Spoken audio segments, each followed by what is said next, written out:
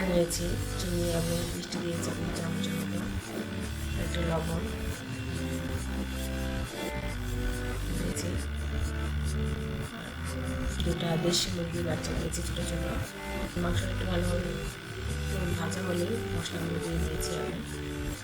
এখানে 2 প্যাকেট হালিম আমি গরম পানিতে ভিজিয়ে রেখেছিলাম 20 মিনিটের মতো, সেটাই দিয়ে পানি দিয়ে পরিমাণ মতো পানি দিয়ে ঢেকে দেবো।